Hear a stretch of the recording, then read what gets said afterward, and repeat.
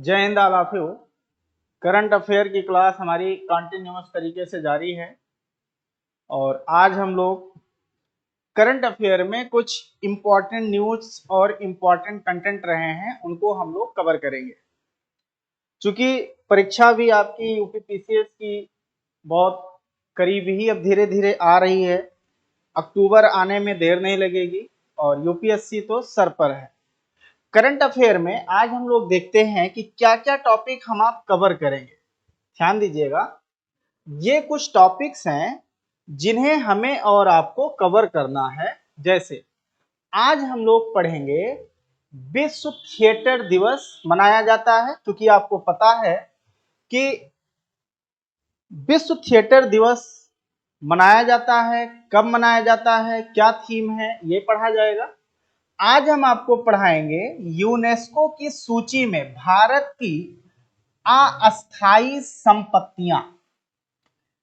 वित्त वर्ष 2025-26 में भारत की जीडीपी वृद्धि, मूडीज का अनुमान। यूएई द्वारा अफगानिस्तान में अत्याधुनिक क्लिनिक के साथ स्वास्थ्य सुविधा विस्तार की पहल और UN80 इनिशिएटिव। ये आज का हमारा और आपका टॉपिक है जिसे हम आप कवर करेंगे और परीक्षा की दृष्टि से बहुत ही महत्वपूर्ण जो है ये सारी खबरें हैं। चलिए बढ़ते हैं। तो हम आप देखते हैं फर्स्ट टॉपिक अपना, जिसे हमने कहा है विश्व थिएटर दिवस। हम लोग इस टॉपिक को देखते हैं। तो विश्व थिएटर दिवस कब मनाया जाता है? 27 मार्च को मनाया जाता है। विश्व थिएटर दिवस कब मनाते हैं? 27 मार्च को मनाया जाता है। थीम इसकी क्या है इस वर्ष की? तो रंगमंच और शांति की संस्कृति। मतलब आप ये कहेंगे कि इसकी जो थीम है वो है theatre and culture of peace. क्या है? तो कल्चर ऑफ पीस, ये इस वर्ष का इसका थीम है। इसकी शुरुआत कब हुई थी? 1962 में, 1962 में फ्रांस में एक इंस्टीट्यूट है जिसे कहा गया है थिएटर इंस्टीट्यूट। फ्रांस द्वारा इसे शुरू किया गया। मतलब कि इसे शुरू कहां किया गया? फ्रांस में। फ्रांस का एक थिएटर है और वहीं पर इसे जो है वो शुरू किया गया है। वहीं से शुरू हुआ था 1962 में। अब ये क्यों मनाया जाता है? इससे दुनिया भर में रंगमंच, मतलब वही जो रंगमंच का काम करते हैं, थिएटर में जो काम करते हैं, जो नायक और नायिका का काम करते हैं, उनकी बात हो रही है। रंगमंच के महत्व को बढ़ाने, इंपॉर्टेंस को बढ़ाने और सरकारों, राजनेताओं और संस्थाओं को जागरूक करने। अब यहां जागरूक करने का अर्थ ये है कि इन लोगों में थिएटर के प्रति सम्मान का भाव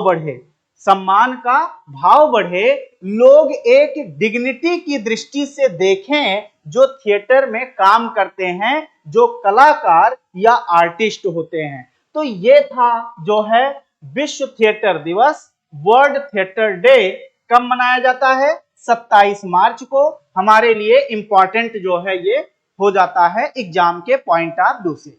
चलिए हम लोग अपना नेक्स्ट टॉपिक देखते हैं। नेक्स्ट टॉपिक आप देखिए, वो टॉपिक है यूनेस्को की सूची में। इंपॉर्टेंट है, यूनेस्को की सूची में भारत की अस्थायी परिसंपत्तियां। अब ध्यान दीजिए, इससे रिलेटेड पहले हम लोग कुछ पॉइंट जल्दी से जान लेते हैं कि यूनेस्को जो आपका United Nation Education and Science Culture Organisation है, वो क्या करता है कि विश्व के स्थलों को या वहां के कल्चरल किसी प्लेस को, कल्चरल किसी जो है आप कह सकते हैं कि डांस को, इनको विश्व में जो यूनेस्को है वो उनके इंपॉर्टेंस को डिफाइन करने के लिए उन्हें वर्ल्ड हेरिटेज घोषित करता है, विश्व विरासत के रूप में स्टेटस देता है, जिसके कारण उस स्थान का ग्लोबली इंपॉर्टेंस बढ़ जाता है। इसीलिए यूनेस्को समय समय पर अलग अलग देशों के कुछ स्थानों, कुछ कल्चरल जो है वो आपके सेगमेंट, उनको इसमें शामिल करता है। होता क्या है कि पहले वह देश, जिस देश में वो स्थान या वो कल्चरल जो है वो कंटेंट है या पार्ट है, उसको क्या करता है कि पहले वो देश अपने देश के द्वारा वो सूची भेजता है और उस सूची को पहले अस्थायी परिसंपत्तियां, मतलब अस्थायी जो साइट्स हैं, पहले उनको परमानेंट नहीं बनाते, टेम्परेरी उनको ग्रुप में डाल देते हैं। बाद में यूनेस्को उनका अध्ययन करता है और अध्ययन करने के बाद अगर उसको लगता है कि इस स्थान को हमें वर्ल्ड हेरिटेज में या ग्लोबल हेरिटेज में हमें शामिल कर देना चाहिए, तो वो शामिल कर देता है। अभी हाल में ही भारत ने अपनी 6 परिसंपत्तियों को, इंपॉर्टेंट है कितनी संपत्तियों को, तो 6 परिसंपत्तियों को लिस्टिंग किया है जो कि टेम्परेरी हैं। वही हमारे लिए एक खबर बनी हुई है। अब कौन कौन है इस परिसंपत्ति में, वो कौन कौन है जो शामिल किए गए हैं, तो ध्यान दीजिए। जैसे कुछ ये स्थल हैं, सबसे पहले कांगेर घाटी राष्ट्रीय उद्यान। कांगेर घाटी राष्ट्रीय उद्यान आप देखेंगे, ये राष्ट्रीय उद्यान कहां पर है, तो छत्तीसगढ़ में है। ध्यान दीजिए, छत्तीसगढ़ में है। अब राष्ट्रीय उद्यान है तो नो डाउट अद्वितीय वनस्पतियों एवं जीवों के साथ जैव विविधता से समृद्ध है।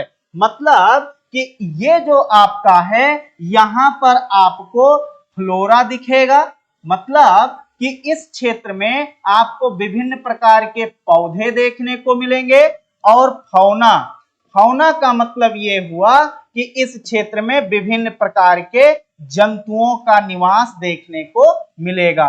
तो ये जो आपका कांगेर वैली जो है नेशनल पार्क है, यहाँ अद्वितीय वनस्पतियां, मतलब कि बहुत ही भिन्न भिन्न प्रकार की वनस्पति और जीवों के साथ जैव विविधता, बायोडायवर्सिटी आपको यहाँ पे देखने को मिलेगा। नेक्स्ट पॉइंट, इस क्षेत्र में यहाँ पे चूना पत्थर, चूना पत्थर मतलब लाइमस्टोन, यहाँ पर आपको लाइमस्टोन की गुफाएं, केव, झरने दिखेंगे और घने जंगलों का क्षेत्र है। ये क्या है, चूना पत्थर की गुफाएं हैं, विभिन्न प्रकार के झरने हैं और घने जंगल हैं। उसी जंगल में, उसी क्षेत्र में कांगेर जो है आपकी घाटी राष्ट्रीय उद्यान स्थित है। तो इंपॉर्टेंट है कि जो 6 लिस्टिंग हुई है उसमें कांगेर घाटी राष्ट्रीय उद्यान का भी नाम है, जिसकी लोकेशन छत्तीसगढ़ में है। नेक्स्ट हम लोग देखते हैं जो कि आपका जो है वो क्या होगा, वो आपके जो है शामिल किए जाएंगे। जैसे नंबर सेकंड है 64 योगिनी मंदिर। ध्यान दीजिए, ये 64 योगिनी मंदिर जो है ये शक्ति से संबंधित है। जब हम आप शक्ति की बात करेंगे तो मातृ देवी से संबंधित है, मतलब कि ये मातृ देवी से संबंधित मंदिर है। और यहां पर आप देखेंगे तो ये देश के अलग अलग भागों में ऐसा मंदिर है, अलग अलग भागों में हमें ऐसा मंदिर देखने को मिलेगा, अलग अलग भागों में ये मंदिर देखने को मिलेगा। जिस मंदिर में यहां पर आप देखोगे तो विभिन्न प्रकार के ऐसे, ये जो मंदिर है यहां पर आपको तंत्र मंत्र का जो है वो विद्या देखने को मिलेगा, तंत्र मंत्र विद्या। अब तंत्र मंत्र विद्या में क्या है, लोग यहां पर अपने, जैसे हम लोग जानते हैं कि भूत पिशाच की बात होती है, यहां पर भूत पिशाच से, यहां पर भूत पिशाच से छुटकारा पाने के लिए लोग आकर के क्या करते हैं, अनुष्ठान करते हुए देखने को मिलते हैं। तो जो 64 योगिनी मंदिर है उसको भी शामिल किया गया है किसमें, उस 6 अस्थायी परिसंपत्तियों में जैसे देखिए 64 योगिनी देवताओं वाली गोलाकार मंदिर संरचनाएं हैं। और नेक्स्ट पॉइंट हमने आपको बताया भी कि यहाँ तंत्र मंत्र जो है, विद्या का जो है वो क्या किया जाता है, वो आपका जो है क्रियाकलाप किया जाता है। तो नेक्स्ट क्या हो गया, 64 योगिनी मंदिर हो गया। नेक्स्ट आप जब देखेंगे, आप देखिए मुदमल मेगलिथिक मेनहरी, ये देखिए ये एक जो है पुराने समय में, मतलब ये आप कह सकते हैं कि इसका संबंध है स्टोन एज से। स्टोन एज मतलब कि पाषाण काल से। पाषाण काल में इस प्रकार का हमें जो है स्ट्रक्चर देखने को मिला है। अब आप देखिए यहाँ चित्र में देखिए, ये आपको पिलर जैसा दिख रहा है, ये होते हैं कब्रिस्तान। ये जो है, ये जो क्षेत्र आपको दिख रहा है, ये कब्रिस्तान का क्षेत्र है। ये देखिए यहाँ पर आपको पत्थर लगाकर दिखाए गए हैं। और ये कब्रिस्तान किस समय के हैं, तो पाषाण काल के हैं, मतलब कि ये प्रागैतिहासिक काल के हैं। ये कब के हैं, तो ये प्रागैतिहासिक काल के हैं, मतलब ऐतिहासिक काल के पुराने समय के हैं। अब देखिए प्रागैतिहासिक काल की प्राचीन महापाषाण कालीन दफन संरचनाएं, दफन संरचना मैंने वही बोला कि कब्रिस्तान है, और ये जो आप देख रहे हैं यही संरचना आपको देखने को मिल रही है। तो इसको भी क्या किया गया है, शामिल किया गया है। और ये किस राज्य में है, तो ये आपका तेलंगाना में है। तो ये भी आपके परिसंपत्ति के रूप में शामिल किया गया है। नेक्स्ट आप देखिए गुप्त मंदिर। ध्यान दीजिए, भारत सरकार ने गुप्त पीरियड के जो मंदिर हैं उनको भी इन 6 परिसंपत्तियों में शामिल किया है। और चूंकि आप देखोगे गुप्तकालीन मंदिर आपको कहां दिखेंगे, उत्तर भारत में आपको ज्यादा दिखेंगे। जैसे फॉर एग्जांपल आप ललितपुर देख लीजिए, ललितपुर में आपको जो है क्या मिलेगा, आपको देवगढ़ मंदिर देखने को मिलेगा। ध्यान दीजिए, आप कानपुर चले जाइए, कानपुर में आपको भीतरी मंदिर, मतलब भीतरी मंदिर आपको देखने को मिलेगा। तो यहां पर क्या है कि ये जो गुप्तकालीन मंदिर हैं, जैसे हमने बोला कि ललितपुर का मंदिर है ना, ये आपका जो है कानपुर का भीतरी मंदिर, जो भारत में ईंट से बनने वाले प्राचीन मंदिरों में शामिल है। ईंट से बनने वाले मंदिरों में शामिल है। ये प्राचीन वो मंदिर है जो ईंट से बना हुआ है। आप देखोगे ये कुछ ऐसा ही दिख रहा है, ये ईंटों से बनाया गया है। और आप कह सकते हो कि ये कानपुर का भीतरी मंदिर जो है वो इसी का एग्जाम्पल है। तो उत्तर भारत में आपको दिखेगा, यूपी में दिखेगा, एमपी में दिखेगा, आपको हरियाणा में दिखेगा, मतलब जो नॉर्थ इंडिया है वहां ये देखने को मिलेगा। इसे भी शामिल किया गया है 6 परिसंपत्तियों में। आप देखिए गुप्तकालीन वास्तुकला, आर्किटेक्ट 4वीं और 6वीं शताब्दी के बीच बनने वाले प्रतिष्ठित मंदिर हैं। यहाँ पर जटिल नक्काशी है। जटिल नक्काशी मतलब कि उन्हें बहुत ही कॉम्प्लेक्स जो है वो सजावट की गई है। के साथ ये प्रारंभिक मंदिर है, प्रारंभिक मंदिर हैं, जब वो सबसे गुप्त काल के पुराने मंदिर हैं, जब गुप्त पीरियड में ये मंदिर बनना शुरू हुए थे। इनको भी इसमें शामिल किया गया है। नेक्स्ट आप जब देखेंगे तो नेक्स्ट है अशोक के शिलालेख। इंपॉर्टेंट है, अशोक के शिलालेख जो है, क्योंकि हम आप जानते हैं कि वो अलग अलग राज्यों में फैले हुए हैं। अशोक के हम लोग जानते हैं कि 14 शिलालेख तो बहुत ही इंपॉर्टेंट रहे, जिन पर उसने 14 शिलालेखों पे अपने शासन काल से संबंधित बहुत सारी सूचनाओं को जो है वो लिख रखा था। तो ये जो 14 शिलालेखों की बात, या जो अशोक कालीन जो शिलालेख हैं उनको, मतलब जो स्टोन पिलर हैं, शिलालेख मीन्स क्या होता है, स्टोन पिलर हैं, उन स्टोन पिलर को भी आपका शामिल किया जाएगा यूनेस्को की अस्थायी सूची में। अब ध्यान दीजिए, ये भी कई राज्यों में है। जैसे आप देखिए मौर्य काल के सम्राट अशोक के शिलालेख स्तंभ प्रारंभिक भारतीय प्रशासन, धर्म और शासन के बारे में जानकारी प्रदान करते हैं। उस समय का शासन कैसा था, प्रशासन कैसा था, उस समय धार्मिक स्थिति कैसी थी, उस समय शासन कैसा चलता था, ये पूरी सूचना हमें मिलती है। और आप देखिए ये अशोक के जो है वो शिलालेख के रूप में आपको देखने को मिलेंगे। नेक्स्ट आप देखेंगे, अगला है बुंदेलों के महल और किले। ये बुंदेलों के महल और किले आपको एमपी और यूपी का जो बुंदेलखंड का क्षेत्र है वहां पर आपको देखने को मिलेगा। क्योंकि ये बुंदेले एक प्रांतीय जो है वो राजा के एडमिनिस्ट्रेटर के रूप में काम कर रहे थे।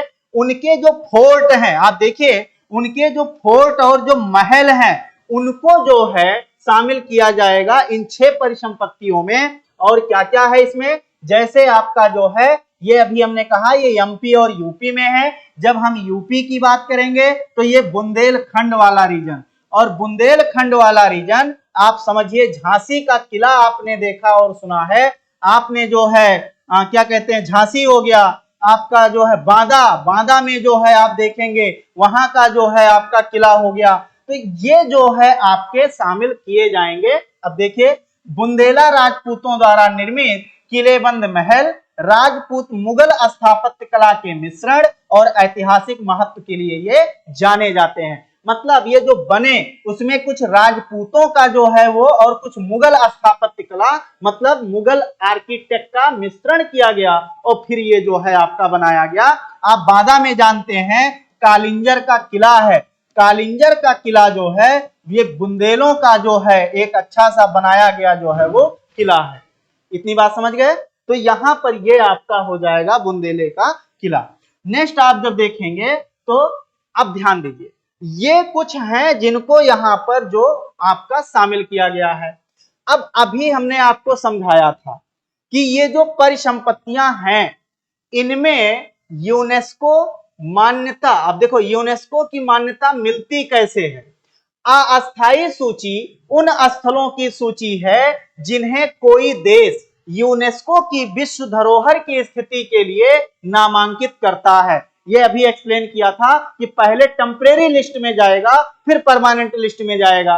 किसी स्थल को आधिकारिक रूप से विश्व धरोहर सूची के लिए नामांकित करने से पहले अस्थायी सूची में शामिल होना एक अनिवार्य कदम है, मतलब यह जरूरी होता है। नेक्स्ट है यूनेस्को की अस्थायी सूची में अब भारत के 62 स्थल हैं। मोस्ट इंपॉर्टेंट ये फैक्ट है आने वाले एग्जाम के लिए।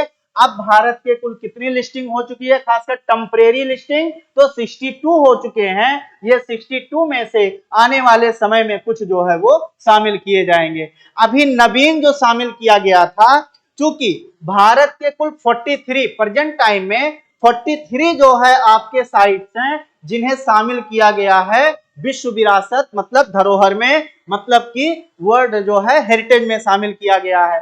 जिसमें से हम आप जानते हैं कि 7 तो जो है आपके वो नेचुरल हैं, एक आपका मिक्स है और 35 आपके क्या हो गए वो कल्चरल हैं। ध्यान दीजिएगा आपको ये पॉइंट यहां से मिलने को है। ये देखिए भारतीय संपत्तियों को यूनेस्को द्वारा मान्यता दी गई है तो कुल कितने संस्कृति दी गई, टोटल 43 को दिया गया। सांस्कृतिक स्थल कितने हैं 35, प्राकृतिक स्थल कितने हैं 7 और मिश्रित स्थल 1 है जो कि कंचनजंगा है। ध्यान दीजिएगा मोइदम जो है एक प्रथा थी असम में, जो वहां के अहोम राजा या अहोम शासन जो था, अहोम साम्राज्य जो था, वहां के लोगों को दफनाने की जो एक तरीका था, कला थी, उसे मोइदम कहा गया। तो अभी रिसेंटली 2024 में ये देखिए मोइदम अहोम वंश के दफन टीले असम को वर्ष 2024 में शामिल किया गया है।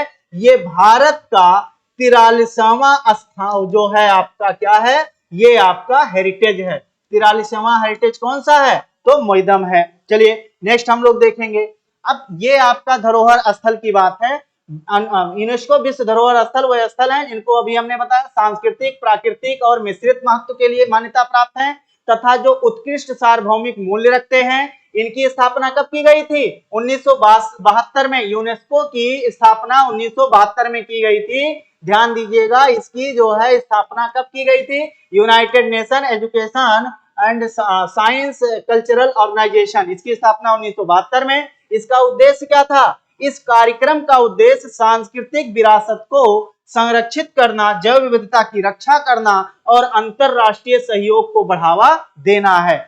महत्व क्या होगा? मान्यता मिल जाने से वैश्विक जागरूकता और संरक्षण प्रयासों को जो है वृद्धि होती है। संरक्षण के लिए कानूनी सुरक्षा और वित्त पोषण सुनिश्चित करती है। विश्व धरोहर सूची में शामिल होने से मेजबान देश के लिए पर्यटन, आर्थिक विकास और सांस्कृतिक गौरव को बढ़ावा मिलता है। जब उस स्थान को हेरिटेज बना दिया जाएगा तो कहीं ना कहीं टूरिज्म बढ़ेगा, कहीं ना कहीं ग्लोबल रूप से उसको इंपॉर्टेंस जो है वो दिया जाएगा, तो इसलिए जो है वो शामिल किया जाता है। ये है आपका यूनेस्को का लोगो। अब आप कह सकते हैं यूनेस्को क्या है? यूनेस्को जो है संयुक्त राष्ट्र शैक्षिक, वैज्ञानिक और सांस्कृतिक संगठन, ये क्या है? ये यूनेस्को यूनाइटेड नेशन का ही एक जो है एजेंसी है। ध्यान दीजिए, ये यूनाइटेड नेशन का ही एक क्या है? पार्ट है, एक जो है उसका अंग है, जिसके द्वारा क्या होता है? जिसके द्वारा वैश्विक शांति और सुरक्षा को बढ़ावा दिया जाता है। किसके द्वारा? शिक्षा, विज्ञान, संस्कृति और संचार के द्वारा। इसकी स्थापना कब की गई थी? 1945 में इसकी स्थापना की गई थी। और इसका मुख्यालय कहाँ है? तो इसका मुख्यालय है पेरिस में। स्थापना हुई कब? 1945 को। और इसका चीफ जो हेडक्वार्टर इसका कहां पर है? तो पेरिस में, हमें आपको ध्यान में रखना है। उद्देश्य क्या था? वही शिक्षा और आजीवन सीखने को बढ़ावा देना, सांस्कृतिक विरासत और विविधता की रक्षा करना, वैज्ञानिक अनुसंधान और सतत विकास को आगे बढ़ाना, अभिव्यक्ति की स्वतंत्रता और सामाजिक साक्षरता को समर्थित करना, उसको समर्थन देना।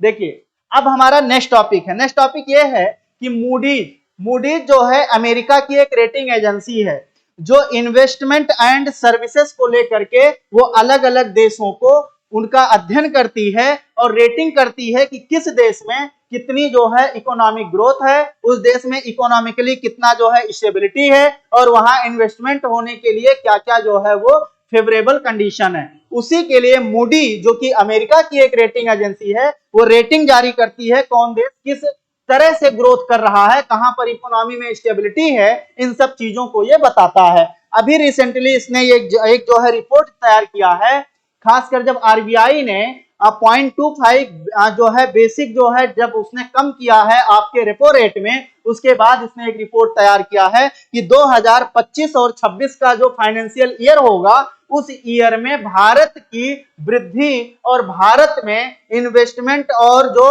जो आपका इकोनॉमी है उसकी स्टेबिलिटी कैसी रहेगी। इसी से रिलेटेड ये रिपोर्ट है, बहुत इंपॉर्टेंट है। भारत की जीडीपी वृद्धि वित्त वर्ष 2025-26 में कितना रहेगा? 6.5% से अधिक रह सकती है, ऐसा अनुमान मूडी ने लगाया है। इसका कारण है सरकारी पूंजीगत खर्च। मतलब क्या हुआ कि सरकार ज्यादा से ज्यादा पैसा लगा करके नई इंफ्रा को जनरेट करेगी, इसे कैपिटल एक्सपेंडिचर कहते हैं। मतलब कि जब सरकार अपना पैसा ऐसी जगह पे लगाए जिससे कोई प्रॉपर्टी या तो बन रही हो और या तो उसकी लायबिलिटी घट रही हो, तो ऐसे खर्च को कहा जाता है कैपिटल एक्सपेंडिचर। ऐसे खर्च को कहते हैं पूंजीगत खर्च। तो जब सरकार पैसा लगाएगी और जब कोई भी एक्सपेंडिचर ऐसा करेगी जिससे जो है क्या हो, कोई इंफ्रास्ट्रक्चर जब डेवलप होगा, तो उस कंडीशन में क्या होगा कि सरकार पूंजीगत खर्च को में क्या कर रही है? वृद्धि कर रही है। क्योंकि जब वो पैसा लगाएगी, नई नई चीजें बनाएगी, तो कहीं ना कहीं लोगों को रोजगार मिलेगा, और रोजगार जब मिलेगा तो उस पैसे से लोगों के पास जब हाथ में पैसा आएगा तो पैसे की जो है मार्केट में लिक्विडिटी बढ़ेगी, और लिक्विडिटी बढ़ेगी तो लोगों को सामान खरीदने में आसानी होगी, और आसानी होगी तो नो डाउट आपकी जो जीडीपी या जो इकोनॉमी की जो ग्रोथ है वो ग्रोथ एक्सीलरेट होगी, वो ग्रोथ बहुत तेजी से देखने को मिलेगी। तो एक कारण तो ये है। दूसरा, आरबीआई द्वारा ब्याज दर में कटौती तथा आय कर में कमी आने से खपत का बढ़ना। अब दो चीजें देखो, 3 पॉइंट यहां पर निकले हैं। एक क्या कारण है? सरकार का जो कैपिटल एक्सपेंडिचर है। दूसरा, आरबीआई 7 फरवरी 2025 को, अभी रिसेंट फरवरी 7, 2025 को आरबीआई ने अपने रेपो रेट में 0.25 की कटौती कर दी है। और जब ये कटौती कर दिया तो जाहिर सी बात है कि अब बैंकों के पास, खासकर वो बैंक जो बैंक हैं, बैंकों के पास जो है वो पैसा बढ़ेगा। और जब पैसा बढ़ेगा तो बैंक लोन देने की स्थिति में आएंगे लोगों को, और जब लोन देने की स्थिति में आएंगे तो लोगों के पास पैसा आएगा, दैट इज मार्केट में लिक्विडिटी बढ़ेगी। और जब मार्केट में लिक्विडिटी बढ़ेगी, जब लोगों के पास पैसा आने के चांस बढ़ जाएंगे तो लोगों के खर्च करने की जो है वो कहीं ना कहीं टेंडेंसी बढ़ जाएगी, कैपेसिटी बढ़ जाएगी, जिसके कारण हमारी इकोनॉमी में क्या होगा, ग्रोथ होगा। एक कारण है आरबीआई द्वारा ब्याज दर में कटौती। थर्ड आप देखिए आयकर में कमी। अभी बजट 2025-26 में हम लोगों ने देखा कि सरकार ने जो आपका इनकम टैक्स जो है आपका स्लैब था, उस इनकम टैक्स स्लैब में सरकार ने जो है अब लगभग अगर देखा जाए ऐसे ही तो लगभग 12 लाख तक, आप ऐसे मान लीजिए कि 12 लाख तक की अगर किसी की इनकम होती है तो उसे अब किसी तरीके का जो है वो इनकम टैक्स नहीं देना पड़ेगा। तो जब इनकम टैक्स नहीं देना पड़ेगा तो अब लोगों के साल भर में कुछ रुपए बच जाएंगे। अब जब रुपए बचेंगे तो लोगों के खर्च करने का जो है वो कहीं ना कहीं चांस बढ़ जाएगा, और बढ़ जाएगा तो इकोनॉमी में बूस्ट आएगा, और इकोनॉमी में बूस्ट आएगा तो कहीं ना कहीं जो है इकोनॉमी का जो है मतलब कि भारत की जीडीपी ग्रोथ जो है वो बढ़ जाएगी। नेक्स्ट पॉइंट ध्यान दीजिए, रिपोर्ट में कहा गया है कि भारत में अर्थव्यवस्था दुनिया की सबसे तेजी से बढ़ने वाली अर्थव्यवस्था होगी, मतलब ग्रोइंग इकोनॉमी होगी। पॉइंट बी नोटेड, भारत आगे चलकर भी ग्रोइंग इकोनॉमी के रूप में जो है वो बना रहेगा। नेक्स्ट पॉइंट है भारत की औसत महंगाई दर, इंपॉर्टेंट पॉइंट है, जो एवरेज इन्फ्लेशन है, महंगाई है, वित्त वर्ष 2025-26 में घटकर 4.5% हो जाएगा। इंपॉर्टेंट लाइन है कि 25-26 में आरबीआई ने ऐसा, सॉरी जो मूडीज ने ऐसा जो है वो अनुमान लगाया है कि जो महंगाई दर है वो 25-26 में कितना हो जाएगा, 4.5% हो जाएगा, 4.5% हो जाएगा, जो कि पिछले वित्त वर्ष में ज्यादा था, अप्रॉक्स 4.8% के आसपास था। मतलब आगे चलकर ये अनुमान है कि महंगाई भी क्या होगी, कम होगी।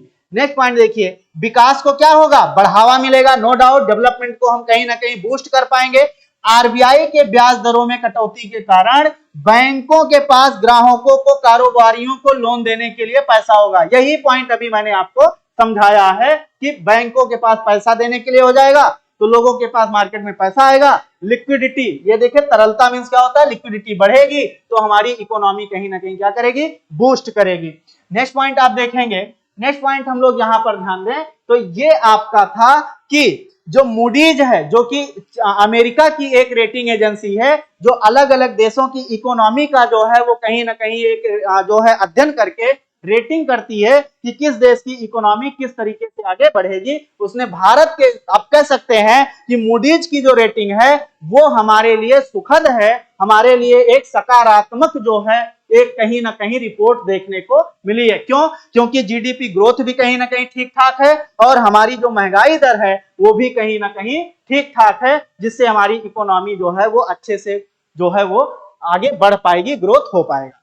आ जाइए, मेरा तीसरा टॉपिक है यूएई द्वारा अफगानिस्तान में अत्याधुनिक क्लिनिक के साथ स्वास्थ्य सुविधा विस्तार का पहल। याद रखिए, अभी जल्दी में ही जो यूनाइटेड अरब अमीरात है उसने अफगानिस्तान के प्रांतों, कुछ प्रांतों में लगभग 10 यूनिट ऐसा जो है मेडिकल से रिलेटेड इंफ्रास्ट्रक्चर तैयार कर रहा है, जिससे अफगानिस्तान के लोगों को मेडिकल से होने वाली प्रॉब्लम से कहीं ना कहीं जो है वो निजात दिया जा सके। इसी के लिए इंपॉर्टेंट है आपके पेपर के लिए कि किस देश ने अफगानिस्तान में अत्याधुनिक क्लिनिक स्थापित करने का जो है वो क्या लिया है, निर्णय लिया है या स्थापित कर रहा है। तो वो कौन सा देश है, यूएई है। ध्यान में रखिएगा, यूएई कर रहा है, कहां पे, अफगानिस्तान में। अब ध्यान दीजिए, यह एक स्वास्थ्य सेवा पहल है, मतलब ये हेल्थ से रिलेटेड इनिशिएटिव है।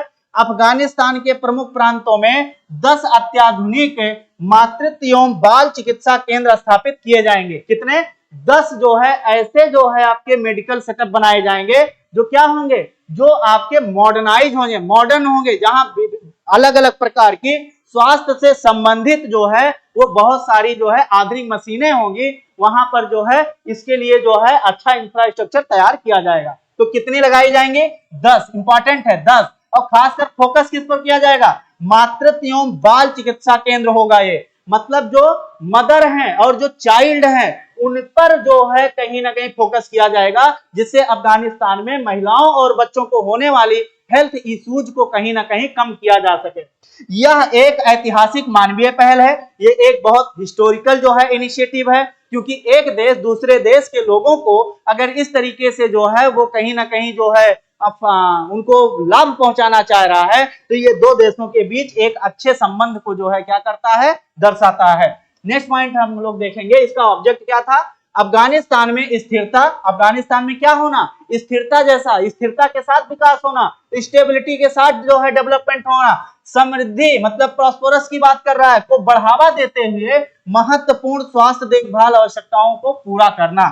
ये कुछ क्षेत्र हैं, उनके प्रांत हैं, जैसे नंगरहार है, बल्ख है, हेरात है, गजनी है, कंधार है और हेलमंद। इन प्रांतों में इस व्यवस्था को शुरू किया गया। इसमें क्या होगा, इसमें 2 बिस्तर होंगे, मतलब कि 2 जो है बेड होंगे, और एक अच्छे जो है स्किल, एक अच्छा डॉक्टर होगा और नर्सिंग स्टाफ होगा, जिसके द्वारा ये सेंटर जो है वो आपका चलाया जाएगा। नेक्स्ट अगर हम लोग देखें तो नेक्स्ट टॉपिक है हमारा यूनाइटेड, यूएन मतलब हुआ यूनाइटेड नेशन 80 इनिशिएटिव। इसका मतलब क्या है, ये क्या हुआ है, अभी रिसेंटली ट्रंप सरकार जब अमेरिका में आई है तो ट्रंप सरकार ने, खासकर ट्रंप प्रशासन ने, ट्रंप एडमिनिस्ट्रेशन ने यह घोषित कर दिया है, बोल दिया है कि हम यूनाइटेड नेशन को अब किसी तरीके का कोई फंड नहीं देंगे।